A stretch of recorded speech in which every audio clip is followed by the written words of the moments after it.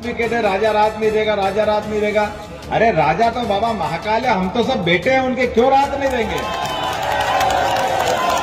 मध्य प्रदेश की सियासत में, सनातन धर्म में, भारतीय जनता पार्टी की राजनीति में उस वक्त भूचाल आ गया जब प्रदेश के मुख्यमंत्री डॉक्टर मोहन यादव ने अपने गृह नगर उज्जैन में सभा की, रोड शो किया। वो रात भी उज्जैन में रुके। यह मिथक उन्होंने तोड़ दिया। जहां कहा जाता है कि उज्जैन में तो एक ही राजा है, वो है महाकाल, कोई दूसरा राजा उज्जैन में रात नहीं बिता सकता है। डॉक्टर मोहन यादव जो मुख्यमंत्री हैं, उन्होंने यह मिथक तोड़ दिया है। वो उज्जैन में रात रुके हैं और सिंधिया राजवंश पर हमलावर हो गए। कहा कि यह सिंधिया राजवंश की राजनीति वाली चाल थी।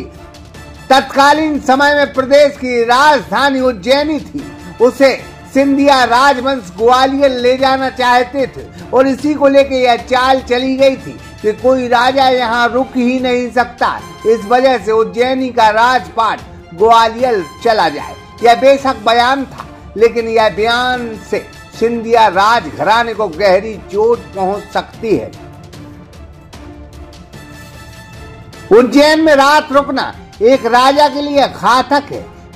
क्या मोहन रात रुके हैं और उनके मुंह से निकले अल्फाज जो निकले हैं वही विवाद न बन जाए, यह तो अब वक्त रहते पता चलेगा। शिवराज सिंह चौहान मुख्यमंत्री रहे, वो उज्जैन रात नहीं रुके।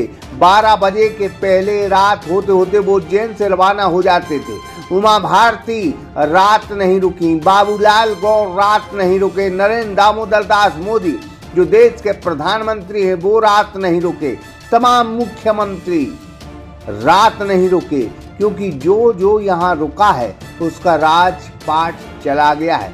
यह उज्जैन के बारे में कहा जाता रहा है, लेकिन नए सीएम ने यह मिथक तोड़ा है।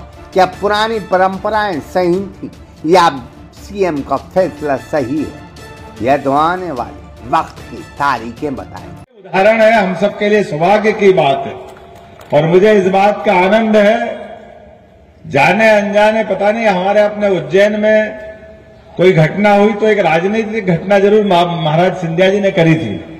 बाबा है ना मौजूद, क्या थी बाबा पॉलिटिकल घटना कि कोई कारण से राजधानी ले जाना थी यहां से ग्वालियर। तो ग्वालियर राजधानी ले जाने में इच्छा तो नहीं थी, लेकिन महाराज जी चले गए, शांत हो गए। दौलत राव जी सिंधिया साहब के समय 1812 में राजधानी गई।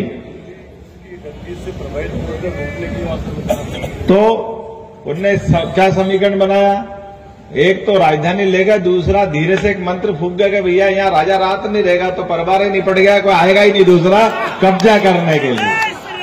ये थी उनकी राजनीतिक रणनीति।